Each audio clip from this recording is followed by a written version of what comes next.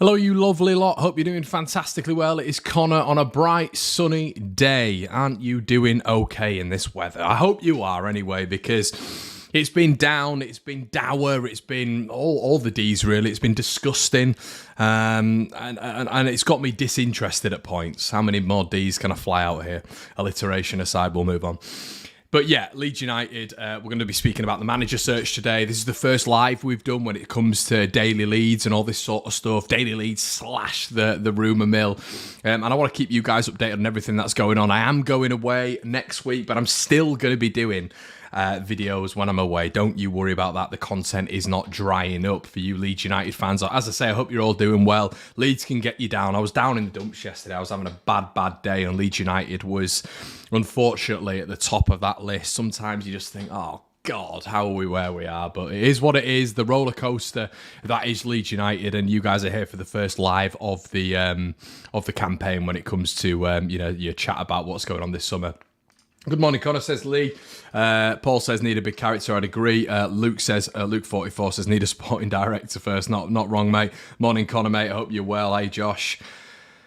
Yeah, and I'd agree with a lot of what's going on. We're going to be speaking about other things as well when it comes to Leeds United. It's not just going to be on the manager search, and we're going to start with Georginio Rutter, everybody. The Telegraph are claiming that he's really struggling at Leeds.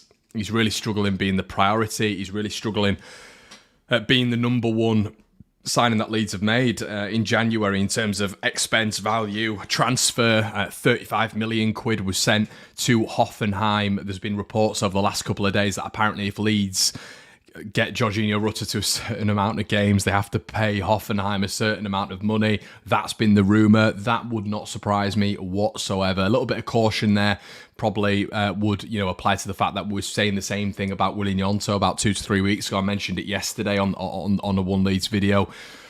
Rumours do circulate, but that would not surprise me whatsoever. I don't think Big Sam is even in strife, even in moments where, your two strikers go off the pitch. Big Sam wouldn't have thrown Georginio Rutter on the pitch. I fully believe he would have done. But, is there noise down from the board to not play him? Would Big Sam take that?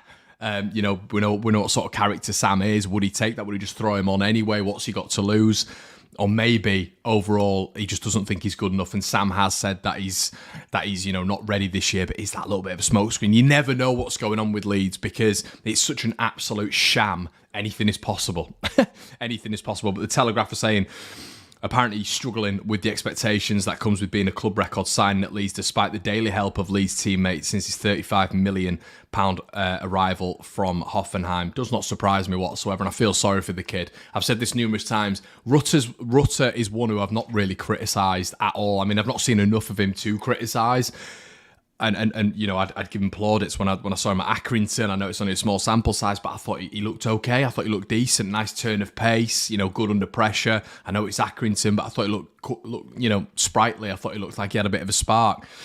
And it all comes down to Victor Orta, doesn't it? And we'll speak on this all the time. It's boring, but it does all come down to Victor Orta. He thought it'd be a bright idea to always be looking in the future. In January when Leeds were desperate for bodies, Victor Orta didn't think there was a possibility of Leeds United going down at all. So he recruited for succession, and he recruited for selling players on, and he recruited for, getting those Hollywood signings in. This has been the whole problem with Leeds United in the Radrizzani era, really. When you actually look at when you look at every single signing, really, and it can be, it goes back to J. Roy Grant and Pavel Cibicki. It was all about Leeds United planning for the future and getting sell-on fees. And I understand that to an extent in the Championship because, you need to get money, you need to get, financial, income to be able to then spend on bigger and better players. We never really did that, though. The money that we got back, we blew on big signings. And when we got into the Premier League, once again, we're always looking at the future. What about the here and now? What about now? What about the owner saying that it was impossible to be relegated? What about Victor Orta getting it wrong last year? Let's have an evaluative process. What's gone wrong? What needs to go right this season? So we're not in 18th place going into the last game of the season again. okay, this is our plan. This is our plan going forward. This is what we're going to do. You know, at work, I have a content plan that I abide by every single day. I move things around in my content plan, and that's my structure for the week. That's my structure for the month, 6 months ahead. What is their content plan? What is their plan when it comes to, you know, next? Okay, next. The only thing that we seem to see is, okay, we'll bring in a signing, a young kid, and the whole expectation is that, you know, he's gonna sell on. The sell on fee is going to be unbelievable. You know, it's just a mental way of going about things.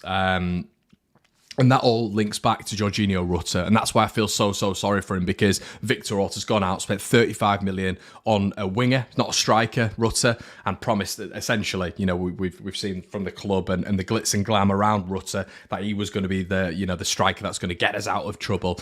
That never happened. And you know, plaudits to Gabe on the debrief, who was worried about it from the start when it was, you know, when he saw his age, you know. I always mention Danny Ings on here. I know he's not thrived at West Ham, but maybe in a Leeds side where he'd have been the focal point. Let's be honest, he'd have been the absolute focal point in this Leeds side. He'd have thrived. You know, he's been a bit in and out, hasn't he, at West Ham? Maybe in this Leeds side, he'd have been that genuine number 9 who we'd have been looking at. Wouldn't that have been more a signing that made more sense? Clearly not. Let's have a look at some of your comments. Thanks for your donation, LUFC Lofts leadership group to go. It's poison in the club. Yeah, 100%. Hit the likes for Connor. Thanks, Chris. Really appreciate that, mate. Borough fans warned us about Orta. Shame we didn't listen. AJ, we all knew, didn't we? We all knew, but you know, it's the arrogance of the board, isn't it? It's the arrogance of Rads and everybody else. It's just. It's always the same thing. Craig says, morning, how you, mate? Would you take Knutson, big fan in the Championship, Connor? Do you think we need to make a domestic appointment with the experience in English football? We'll get to that, Brian, don't worry, mate. But what I will say is Knutson, there's no chance he's coming down to the Championship, mate. No chance. So let's move on from the Georginio Rutter chat. Let's speak about the next bit of business that we've got to discuss today. And this has caused an absolute... Probably by me, to be honest, which is me in a nutshell on Twitter. If you don't follow me, go follow me if you fancy it. We've got One Leeds Twitter where we put out clips of little things regarding Leeds United, and obviously my personal Twitter as well.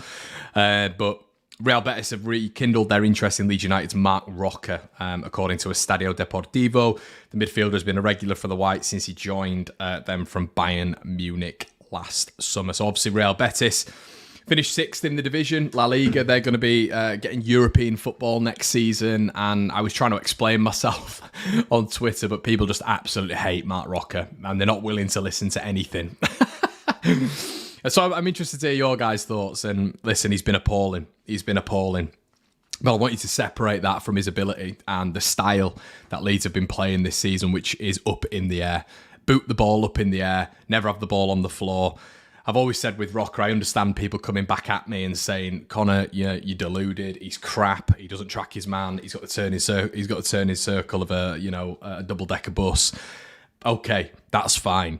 But I'm parking that a little bit. And the reason I loved Marc Roca is because I thought technically he was very, very good on the ball. And I think we saw that earlier on. Never forget, he was, in terms of progressive passes, he was the top in the Premier League for about 4 months. And the accuracy and successful passes he was getting on those progressive passes were up in the 80s, 90s, you know. So I just think if we'd have had a bit of an expansive possession-based system, a Marcelo Bielsa system, where he was fit, you know, none of them are fit, let's be honest, this season. None of them are fit. We saw that with West Ham when West Ham were on the drink on Thursday night and they were still able to outrun us.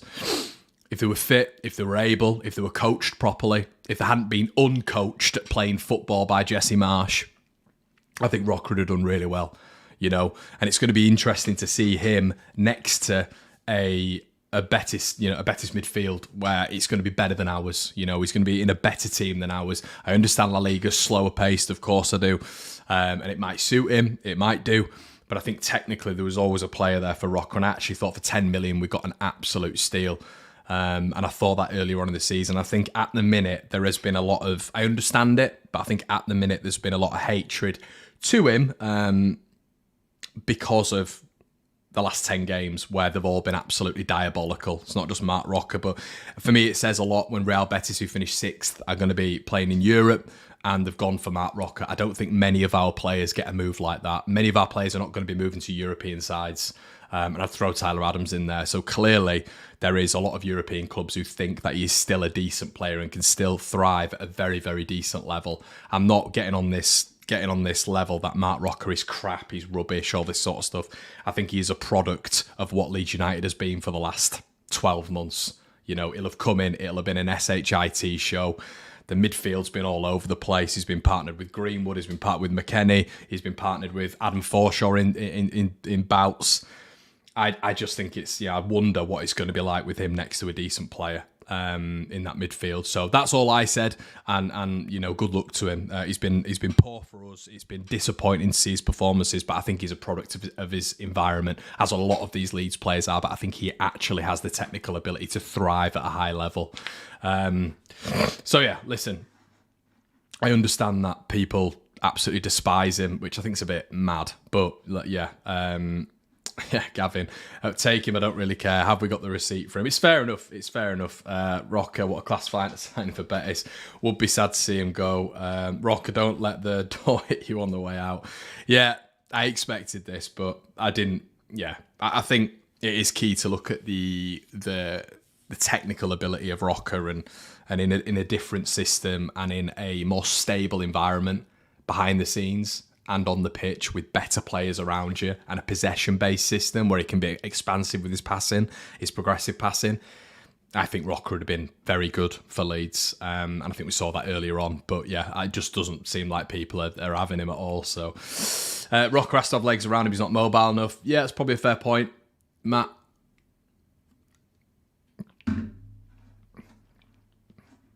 This is sort of where I am.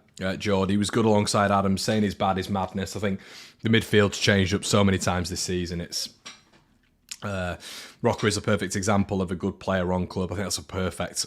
I think when you look at him, you know, Espanyol, he was their player of the year. Went to Bayern, signed him. Do you know what I mean? Like Bayern signed him as one of their midfielders, and he had like 5 or 6 ahead of him, including like Kimmich and, you know, all those incredible players that Bayern have had in the middle. I think Thiago was ahead of him at that point as well.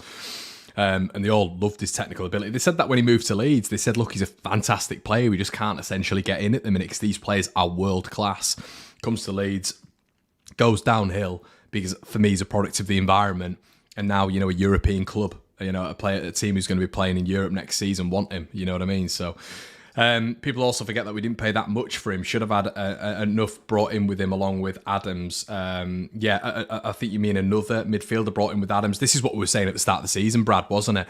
Another midfielder needs to come in. I remember you might have said the same thing actually on the streams prior to the season start. And I wanted another midfielder, and I was getting called greedy and I was getting called delusional because I wanted another midfielder. It wasn't enough what we brought in, Roca and Adams. And that's why we wanted McKennie, wasn't it, at the you know, in the January period, because the midfield was just so light. We're using Sam Greenwood in midfield, who just is not a midfielder in any capacity. So, yeah, I think when you pay 10 million for someone, I think the slating he's getting is mental for me. You know, I think, yeah. But anyway, that's the rumour. Apparently, Real Betis have been trying for him for even when he was at Bayern. So, Ronnie Kipper says, I hope Rutter stays within the Championship. Will do him a massive confidence boost. Yeah, I think you're right. Hans says, just want it to be over now. Yeah, I'm in that boat as well, Hannah. Losing Adams was horrendous, but we all should know that would happen to us. But that goes back to the board. They should have like for like. Yeah, exactly, Hannah. You bang on. And that's what I was trying to say. Like, I wanted another DM brought in because we didn't have a DM at the time. Forshaw was the equivalent to the DM. He's not a defensive midfielder, A, and he's not good enough, B. You know, but it is fact that when Forshaw's come in, he's been better than all of our midfield. But I think context applied, the game states have been very, very different when Forshaw's come in. You know, he's come in, he's barely played 90 minutes. You know, Roca's been playing 90 minutes for the majority of the season. You know, Forshaw's had spates here and there and looks better right now. Of course he does, but what a damning state of affairs, eh? Morning, Justin. How you, mate? Hope you're all good. Guys, as well, make sure you're liking the video. There's 650 of you in the building. I'm going to try to do these every single day, so make sure you're doing so. Really appreciate it. Basically, you like it, and everybody gets to see it a little bit better. YouTube favours the algorithm. Okay, so next bit of news as well. Fabrizio Romano, I know there's a lot of people talking about this, has claimed that apparently Arne Slot is speaking to Tottenham Hotspur.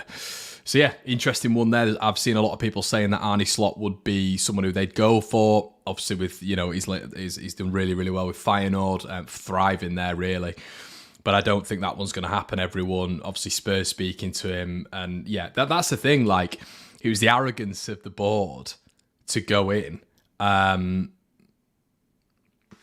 It was the... Sorry, let me just get James comment in. I remember you saying back in September, October, we were in a relegation battle, and I was there with you. Maddo, it's got to this, but it's the best thing to happen to us since Marcelo Bielsa praying. So, yeah, mate, I just wasn't confident in the board whatsoever, and I knew it's not being... I honestly don't see it as being negative. Like, a lot of my mates and a lot of people I know, you go speak to Leeds fans in the pub. When I've been out to Leeds games this season, they're all saying the exact same. Loads of them are saying the exact same. It seems like the online community is a bit... I don't know. It seems like it's very different to on the ground Leeds fans. But to be fair, there are Leeds fans like Brownie and Gabe and others who didn't believe to an extent that we're going down. So yeah, I appreciate that. But a lot of people I spoke to were saying the exact same things. Leeds fans in September, October, they knew we were in trouble. Even after our good start, you could see I think you could see breakages in Leeds' play pretty early on. But anyway, yeah, back to Arne Slot. This is the whole thing in Jan, wasn't it? It was the fact that Leeds were going in for a Feyenoord manager who was closing in on the Eredivisie title. Like, unbelievable, the arrogance and the naivety. And it comes back to us not recruiting in January for a troubled scenario, of relegation. They still, I think a lot of the board genuinely thought we were going to probably push for top 10 towards the back end of the season, after the acquisitions in Jan. So yeah, Arne Slot was never going to come, obviously. And he said that in his press conference, didn't he? He said he's flattered, but he's on a journey with Feyenoord. That's essentially saying, I'm not going. I'm going to wait for I'm going to win.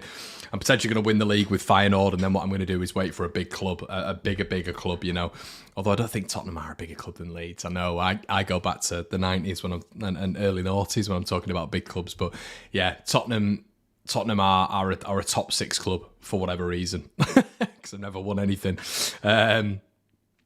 But yeah. What about young Gray? How do you think he would fit in? He's a kid, isn't he? Dirty dog, so we've just got to wait and see. But yeah, I don't know. We're not seeing enough of him. Not seeing enough of him right now. It's all just hype at the minute, isn't it, when it comes to Archie Gray, which is fair enough. Bradley says, really hope you... Thanks for your donation. Thanks for your donations as well, everybody. If you're watching this after the fact, there's a thanks button down below if you want to contribute to the channel. I know there's a few people who've been DMing me saying, how can we contribute to subscriptions and stuff like this? So there's a thanks button after the fact if you want to hit it in the comment section below. Bradley says, really hope you keep your passion and motivation to create content within the Championship. Everyone loves your content, mate. So addictive. Well, I appreciate that, mate. I don't think loads of people like it. Well, to be fair, 27,000 of you do. So, yeah, I want to say shout out to every one of you as well. We hit 27 the other day. We then hit 27.1. So, we keep grinding the content here. You guys absolutely love it. So, thank you so much. Really appreciate your support. Brad, that was a lovely comment. But, yeah, it is hard. I'm trying to figure out how I'm going to go about doing it. I've never done my own stuff when I've been in the Championship. So... trying to figure out how to do it. It's going to be a little bit of a tough task, but I'll figure it out. There's just so many games and content. So yeah, I'll definitely be keeping going with it. Don't worry. Okay, so a source has claimed that Leeds United are expected to retain Brendan Aaronson if we are relegated to the Championship this Sunday. Judgment Day arrives for Leeds United this Sunday, where their fate could be sealed, will be sealed. And apparently, a source, according to MLS Transfers, is saying that Leeds have made it clear that Brendan Aaronson, along with Adams, which apparently we're trying to keep Adams as well, and Nonto, because obviously they're under contract. Nonto won't happen, but I think that's almost a ploy for like Lazio and Fiorentina to up the bid. Leeds have made it clear to Brendan Aaronson that he's expected to stay at the club for the 23-24 season. God, let me be brutally honest. Oh God. So this feels like a Connor I told you so thing. Me and my dad on the Patreon account, which you can subscribe to, by the way, it's in the link in the description below. We're talking about Brendan Aaronson, and me and my dad got in a bit of a heated debate when it came to Brendan. I said, I really like him. I think he's a lovely kid. Seems really nice. I love his effort. But I can't get past, when you're looking at a central attacking midfielder, Leeds been linked with Morgan Gibbs-White, who is on the verge of the England squad. In my opinion, I think he's been that good. We said no to that. And I know the timelines were a little bit different, but we went all in on Brendan Aaronson. You look at the season, Morgan Gibbs-White has had, once again, it's dire recruitment from Leeds United. He has been all of that 35 million they paid for him, all of that and more. You know, they've got a kid there with potential who's fit right now for Premier League football, and Forrest got that notion from Wolves because he played at Wolves as well previously. They've got that understanding. He's almost proven already. Leeds don't do that. We just go, there's loads of money and we'll buy him. There's more behind the scenes, obviously, you know, when it comes to recruitment. And Leeds have been linked with some fantastic players. We've had Rafinha, you know, brought some great buys in, but it just feels Leeds are a little bit more lackadaisical with the money without proving it at the top level. So we're having a chat about it, me and my dad. And my dad disagreed with me, and that's what football's all about. I love disagreements. He said, you've got to give him a chance, Connor. You know, it's his first season in the Premier League, all this sort of stuff. I said, I don't see what attribute he brings at all. I don't see what he brings. He's not quick off the turn. He can't use his left foot. He's not strong. He's obviously not good in the air. He's slight. He's not quick. I think stamina-wise, he's very good. He's got a lot of endurance, which helps for a pressy system. Are we going to be playing a pressy system next year? We might not be. So are we going to be facilitating his attributes like we haven't done with Marc Roca this season with the coaches that have been brought in? You hope that we are playing a possession-based style. I pray we are. But I don't know if it's ever going to work out for Brendan Aaronson at Leeds. The Championship is a physical league. It's becoming more athletic as well as the years go on and the money is drip-fed down. I don't know if it's going to work for him in the Championship either. You know, take the price out of it. Take the price out of it and look at the player. I don't know if it's going to work for him at Leeds. I really don't. And I think that is going to be a bit of a dud signing, to be honest with you. Brendan says Gibbs-White proven before he went to Forest how many times he played for Wolves. You're right, Brendan, you are right, of course. I'm not saying he was what I'm saying is he had experience in the Premier League. You know, Wolves were trying to keep hold of him as well. I think that's just foresight from a recruitment perspective. You are right. He'd not proven it in abundance beforehand. Of course he didn't, but he'd proven it at England level, from a junior level. He was fantastic. He was an up-and-coming star. Everyone expected him to flourish in the Premier League. Wolves were planning on playing him in central attacking midfield for the full season. They rejected about 4 bids from Forest, and that's what I mean really by him saying proven. You know, there were 2 clubs who were willing, you know, to really, you know, pave his way in the Premier League for you know, for the full season. So yeah,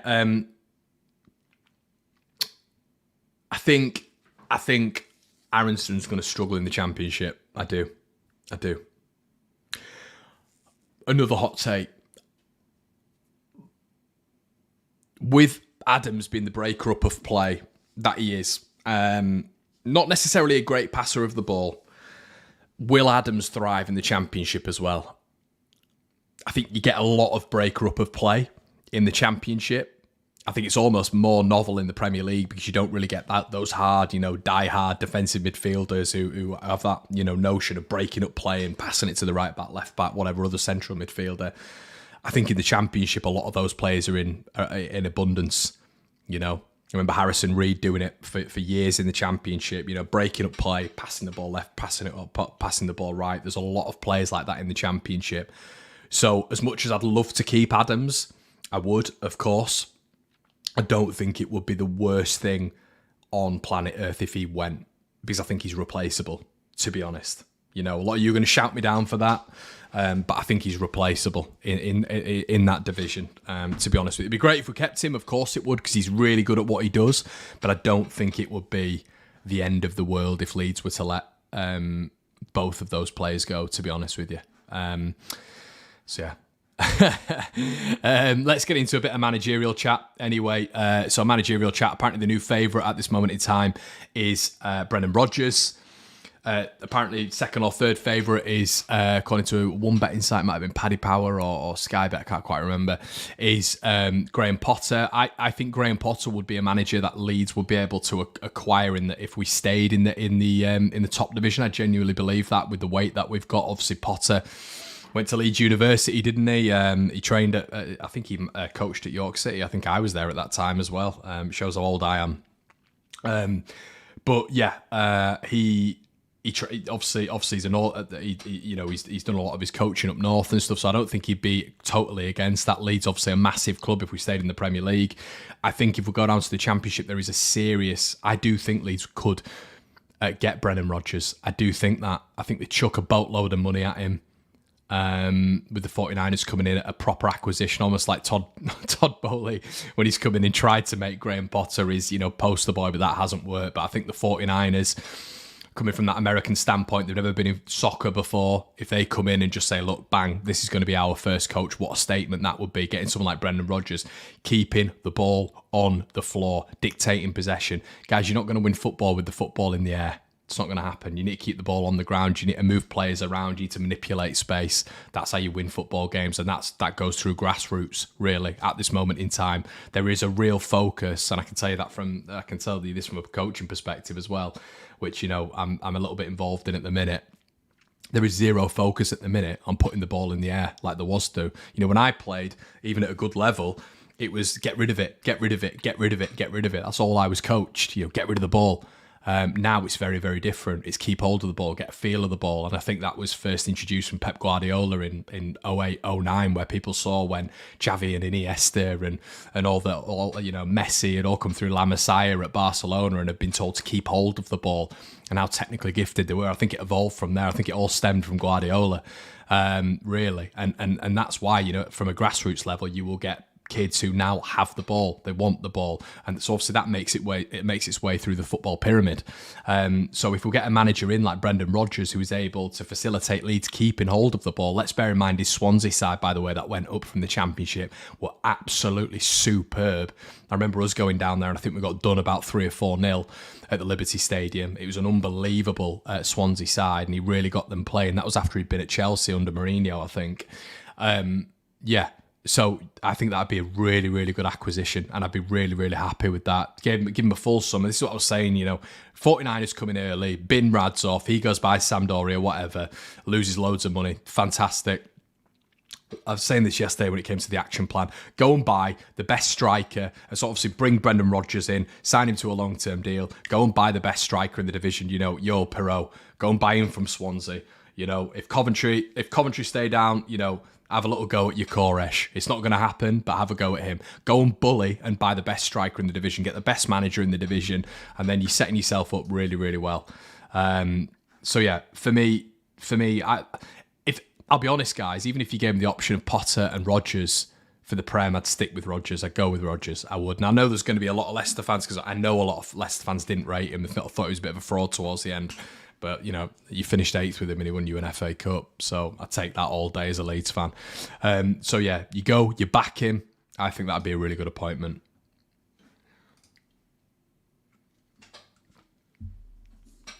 Cole's in the building.